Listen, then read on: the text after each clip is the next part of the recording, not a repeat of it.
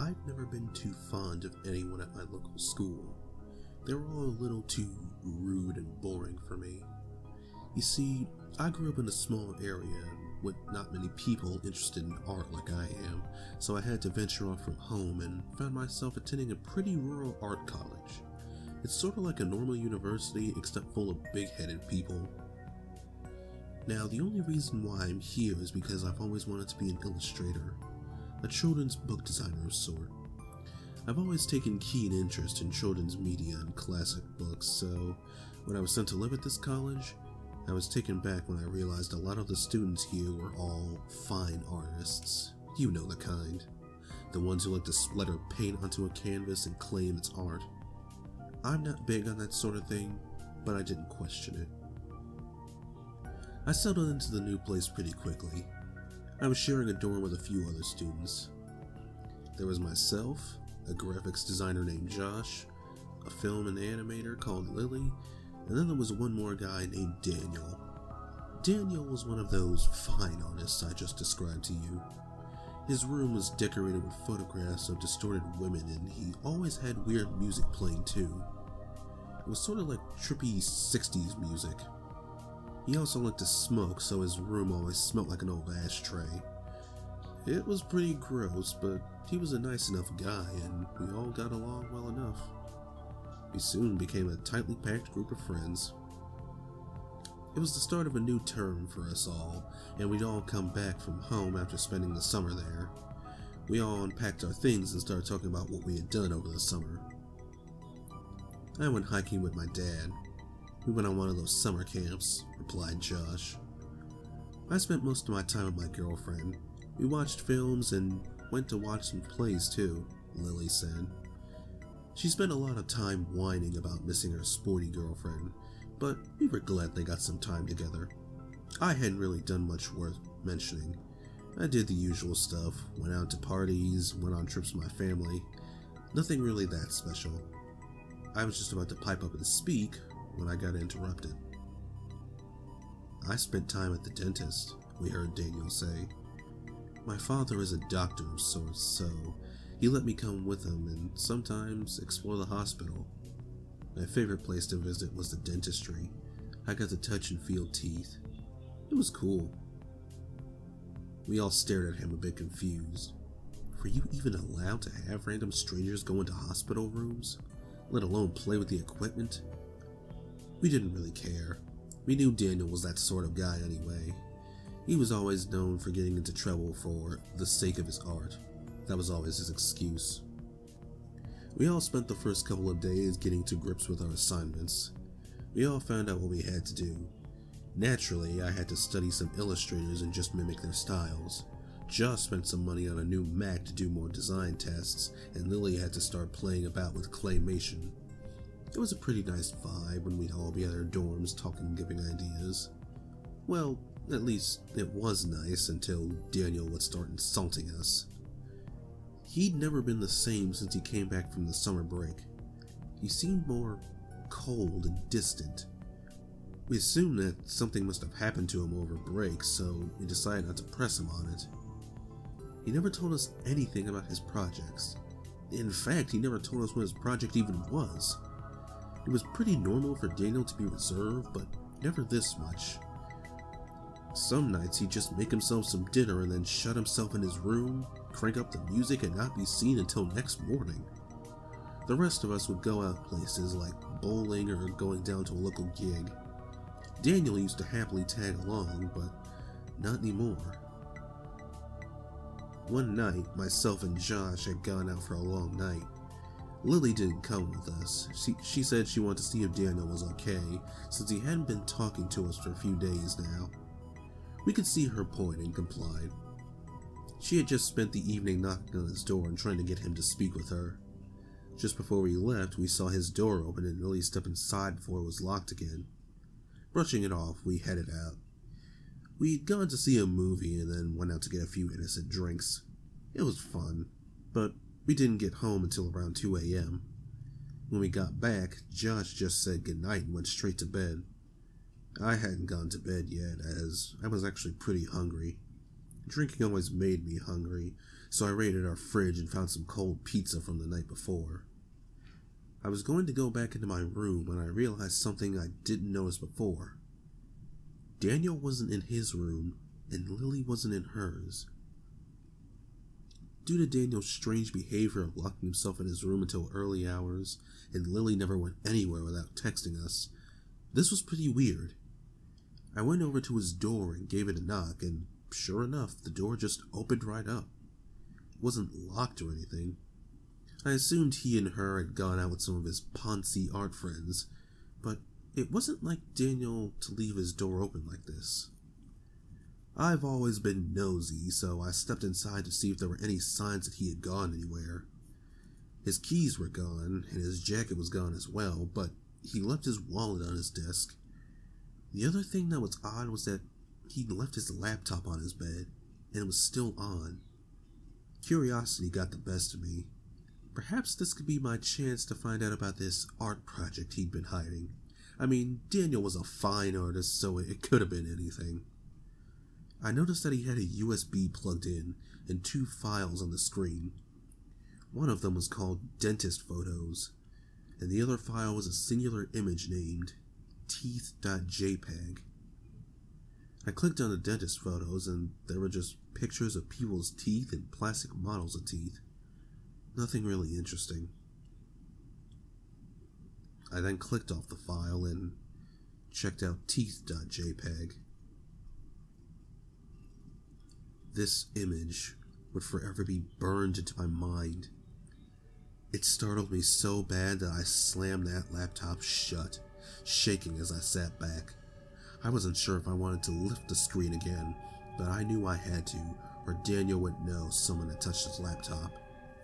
I lifted the screen again, staring at the image for a brief moment before clicking away from it nervously. I then made a decision. I needed to show this to Josh and Lily in the morning. This was seriously messed up. I mean, I knew Daniel was an artistic kind of guy, but this was just insane. I quickly bolted back to my own room and scoured for my USB. I eventually found it and darted back to Daniel's laptop and copied the image onto my USB. I stared at the image for a little while longer. I was trying to dismiss the image as just mere photo manipulation, but there was something so wrong about it. Perhaps it was the soulless black eyes, or the fact that whoever or whatever this creature was pulling its mouth in such a weird and disturbing way.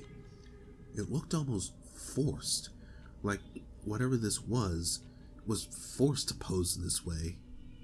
I just shook it off as a mere thought and fixed up the laptop so it didn't look tampered with before I went back to my own room. Soon enough, I heard our front door open and the sounds of footsteps and then Daniel's door locking. Daniel came back home, but there were no signs of Lily. The next morning, I had waited until Daniel had gone out for one of his lectures, and since it was a Friday, Josh and I had the morning off. I decided now would be the good time to show Josh the image. I asked him if he wanted to see what Daniel had been hiding from us, and he confusedly but also eagerly said yes. I brought my laptop into the living room and loaded up my USB and opened the image for both of us to see. Josh's expression fell into shock before he sputtered out, What the heck is that thing? I could tell just by his reaction that both of us were thinking the same thing. This couldn't have been an art project image. There is no way this would pass as a fine art piece. Would it? I mean, sure, art can be creepy at times, but I can't imagine his teachers would appreciate such a disgusting image. I know that Daniel is a creepy guy, but that isn't right. We've got to show Lily that... We both cut off one another.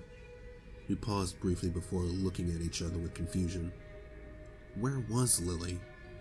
I realized that she hadn't come back with Daniel last night, and neither of us had seen her that morning. When I explained to Josh what I did last night, he began to worry. Lily was never the kind to just sneak off and not tell anyone. I picked up my phone and began to ring her mobile. For a while there was silence, until, just from Lily's room, we heard a faint buzzing sound. Josh got up and walked into Lily's room rather quickly. He'd never been one to go into girls' rooms, and came back holding Lily's phone in his hand, with a worried look on his face. Lily was gone, and we had no way to get a hold of her. Maybe she'd just gone to a lecture and forgot her phone, I stuttered. Josh shook his head, chewing on his lip out of nerves. No, Lily doesn't have lectures on Friday, remember? She'd normally at least say hello to us and take her phone. We know she lives on that thing. She never stops texting her girlfriend. He was right. Lily's life revolved around her phone, so we knew there would be no way she'd leave it. Suddenly, her phone lit up. Someone was calling her. We both looked at the phone, then back at one another, before Josh passed the phone to me. I brought it up to my ear before speaking. Hello? At the other end of the line, I realized that her girlfriend was calling. I recognized the husky voice. Ah, Lily, there you are. Thank God you're okay. You didn't text me at all last night, or this morning. I thought something was wrong. I cringed a little bit, realizing I had to break it to her that I wasn't Lily. As I spoke, I heard her girlfriend began to get upset. She was breathing quite heavily, and I could hear the sniffling sound that someone makes before they cry. I felt so bad for her, but perhaps she would be my chance to find out anything about Lily. Where is Lily? She hasn't spoken to me since last night. I thought she was just playing a joke on me now, but I don't know. I looked at Josh with a confused stare as he began to pace around a little bit. I put her phone on speaker and asked her, Why would you think Lily was playing a joke on you? Did she say anything odd? Yes, her girlfriend replied. She sent me one message around 1:30 a.m. I looked at Josh, baffled, before I asked again. What did the message say? Help me. I looked at Josh with wide and worried eyes. Lily would never pull a prank like that on anyone, let alone her own girlfriend. She always told us about how worried she'd be about her girlfriend getting paranoid, so we knew she wouldn't send a message like that unless she had a reason. I continued to speak with her girlfriend, but I was getting nowhere, so I reassured her that we knew where Lily was and she'd be calling her back tonight. Her girlfriend seemed suspicious, but just agreed and hung up. Josh and I paced back and forth. We had no idea what that could mean. Why would Lily send a message like that? We continued to think for a while and decided until we knew where Lily was, we were going to have to skip our lectures. We spent a long time thinking over things and began to write down the connections we could make. Afterwards, Josh read the list out to me so I could think them over. First, Lily goes into Daniel's room at around 10 p.m. She gets locked in his room, then we return at about 2 a.m. During that time, at around 1:30 a.m., we find out that Lily texted her girlfriend with a message saying, "Help me." You discover that neither Lily or Daniel are home yet. Daniel's door is unlocked and his laptop's still on. You find the image and then leave. You then return to your room and heard Daniel come back, but not Lily. Lily still isn't home, but Daniel is. What could all this mean? I thought it over for a while, and then came to a conclusion. I didn't want to make the connection, but it was the only one I could salvage. Daniel must have did something to Lily. We have to confront him if she doesn't come home between now and tonight, okay? Josh looked shocked, but he agreed. Daniel would be our only chance of finding out what happened to Lily. Later that night, there was still no signs of her. We knew that her girlfriend would be calling soon, so we decided to turn the phone off.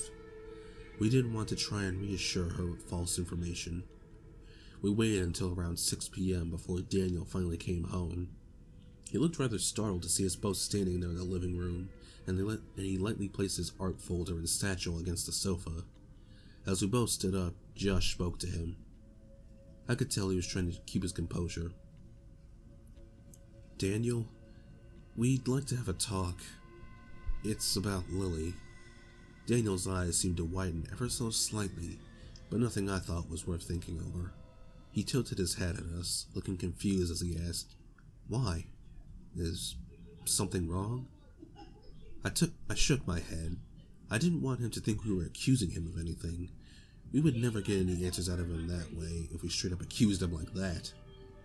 Daniel seemed to look a little on edge, looking away from us as he itched his wrist under his baggy gray jumper. He pushed his rather dark black bangs out of his face as he spoke. "Then what's wrong? Is she okay? I mean, I know she left her phone here last night, so I suppose there wouldn't be any way to get a hold of her." We didn't say anything. We weren't too sure on what to say to him. How were we supposed to ask him if he did anything to Lily without him taking offense? I then realized something. It took me a moment, but as soon as I did, I spoke. "You just said she left her phone here last night. How did you know that?" I could see Josh's eyes light up. He just realized the same thing. How on earth did Daniel know she left her phone behind unless they went somewhere? We already acknowledged the fact that Lily never leaves her phone anywhere, so how would he know? Daniel didn't answer us. He was silent for a while before he pushed past us and walked into his room, slamming the door shut. We walked over to his door, banging on it harshly before he shouted, "Leave me alone! I have coursework to do. I'm sure Lily will show up tonight. Just stop being so paranoid." We didn't know what to do. Daniel clearly knew more than he had let on, but there was no way we were going to get him out of there. We walked back into the living room and slumped down. I was running a hand through my hair. What in the world was going on? I then realized that Daniel had left his bags on the sofa. He must have been too flustered to pick them up when he stormed into his room. I peered around to Daniel's door, hearing no sound of him leaving yet. I knew soon enough he'd be coming out to get them. In a moment of madness, I picked up the satchel and emptied its contents onto the coffee table. I could see Josh's eyes widen frantically before he whispered, What are you doing? What if he sees you?" I didn't care. I needed to know something, anything I could about Lily. She was my roommate, but also my best friend. I couldn't just leave this to solve itself. I pushed through documents and came across what looked like a ticket. I crumpled it up and pushed it in my pocket, and then found a zip-up document bag. I pushed it into Josh's hands and told him to go hide it. He complied and went to hide it in his room. I quickly put all the other stuff in Daniel's bag and rested it upright like it was before. I then got up and walked into Josh's room. I watched Daniel go back to the living room and pick up his bags before he walked into his room again. Josh grabbed the zip-up file from below his pillow as we both sat down on his bed. He didn't say anything. He just read the front cover of the file. Teeth. It sent chills up my spine. I knew that whatever was inside would have a connection to the image I found on his computer, but what we saw was nothing like we expected. It was a series of photographs. The first picture was what looked like an abandoned room of sorts. The walls were covered in old floral wallpaper, and the floor was just damp wood. It looked like it hadn't been used in years. Then the next photos were just pictures of tools and plastic. We then noticed that the tools were linked to dentistry, like needles and drills. It was creepy, but the next photos made all the color in our face drain right out. It was just photos of Lily smiling. We flipped through every single photo, and in each one she had her big toothy smile. Such a sweet smile. One of her most distinct features was her large front tooth. Just her left one. We always found it cute, but now it was no laughing matter. We noticed on the back of the photographs there were labels, and each tooth on each photo was marked. There were notes on the photos that said things like remove or replace. It knocked Josh sick, and I was more terrified now than ever. We knew that we couldn't confront Daniel about these photos. It would get us nowhere. We just sat in silence for a long time, staring at the photos with disbelief. I then remembered the ticket I had found stuffed in my pocket. I reached in, I reached in with a shaky hand and pulled it out, bringing it into my vision. It read, Group Ticket 2, Location Station Road, Date September 28th, 2011, 11:34 p.m. We both looked at each other with firm gazes. That was just yesterday evening. We knew exactly what we had to do now. We had to find where Lily was. We never saw Daniel for the rest of the evening, and Josh became incredibly paranoid. He asked if he could sleep in my room tonight, and although it was a bit awkward, I really didn't mind. I mean, he was scared real bad, so I didn't want to just leave him alone like that. While Josh was sleeping, I printed off that disturbing image for referencing, and then spent most of the night planning for the next day. I already emailed our professors letting them know we weren't going to show up because we felt sick, and I checked how far away Station Road was. To my surprise, it was only an hour's drive away, so I figured we could take Josh's car up to Station Road and figure out the location where Daniel and Lily had been from there. The whole time, I kept staring at that Teeth.JPG image. A horrible thought crept into my mind. I didn't want to think about it, but it could have been a possibility. Was the person in that picture Lily? Every time I thought about it, I'd just shake it off, telling myself I was just paranoid, but it would all add up. The timing, the photographs, it would all make sense. I didn't want to believe it, and I certainly wasn't going to until we found Lily. The next morning, Josh and I got up around 6 a.m. We wanted to be out of the dorm before Daniel woke up, and we made sure to lock our own doors. We also decided to take Lily's phone with us. We wouldn't want to leave anything behind that would indicate that we were suspicious. We left the dorm and hopped into Josh's car. I brought along a small bag full of different things such as the photographs, a flashlight, a camera, and a notepad with a pen. We loaded ourselves into the car and made our way towards Station Road. When we got there, we found that we were in a rather abandoned-looking area of town. The place was practically deserted. All we could see were tall, crumbling buildings and little empty houses. We took out the photo of each room and began to walk up to each little house. We pressed our faces to the glass to see if we could make out any floral wallpaper. We spent a good few hours doing this. Nothing. The anger was starting to swell within us at this point. We just wanted to get Lily back. Josh got so angry that at one point, he walked up to one of the house's walls, kicking it harshly as he shouted at the top of his lungs.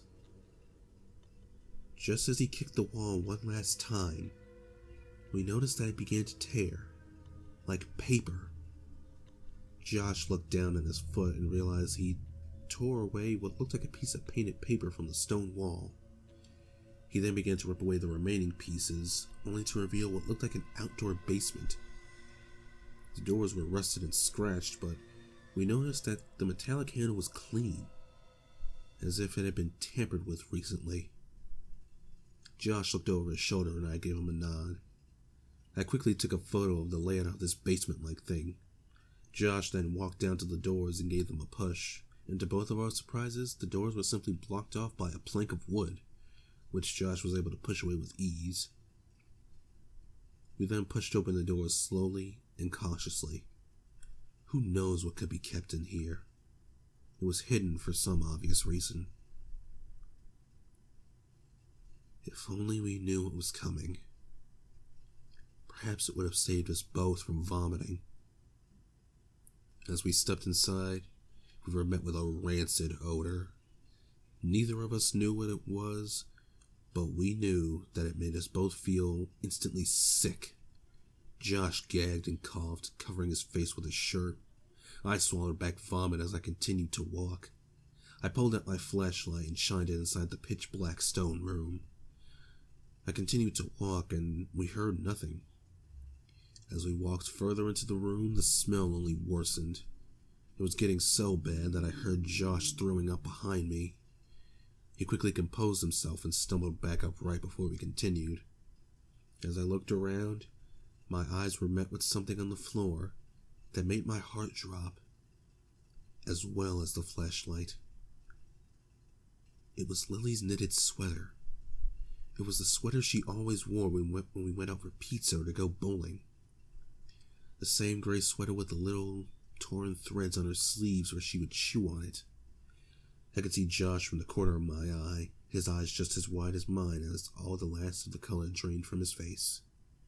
I picked up the sweater slowly, holding it up in front of me when I noticed there was a large and thick blood stain soaking all the way through the jumper.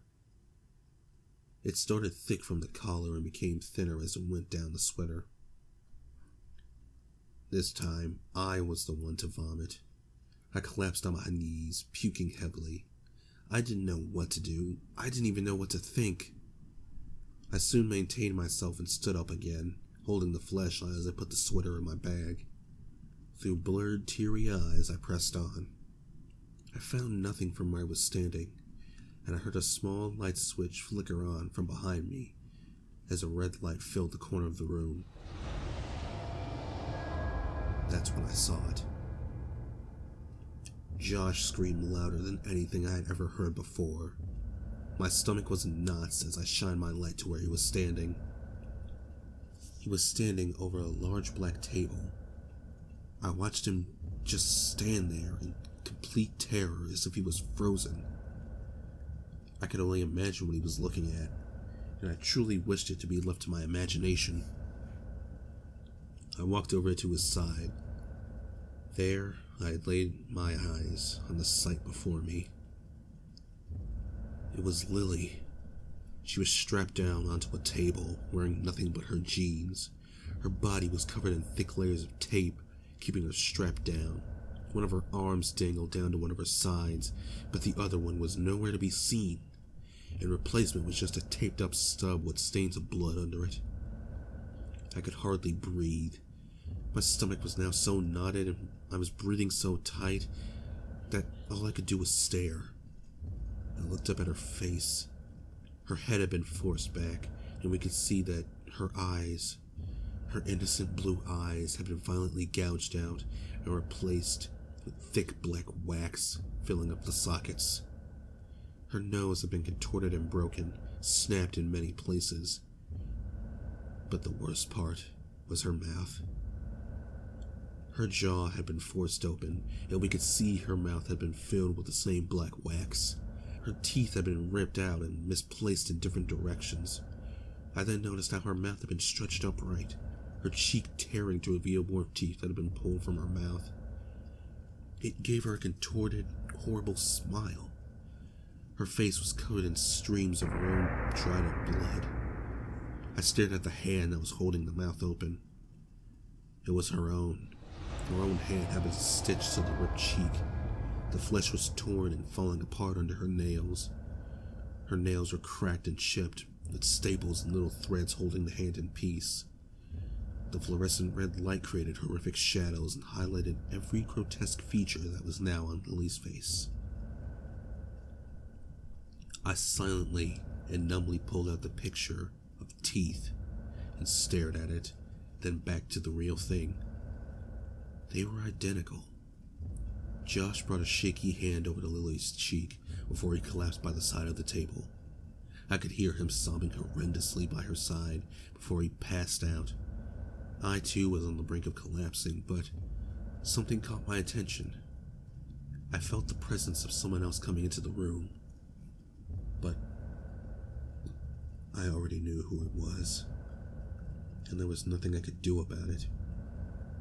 I heard the door slam shut and the plank of wood being placed over the door. I heard the sound of footsteps, hearing them inch closer and closer until I could feel their presence right behind me. I knew he was there, and I knew there was no way out. I heard their voice speak very faintly behind me.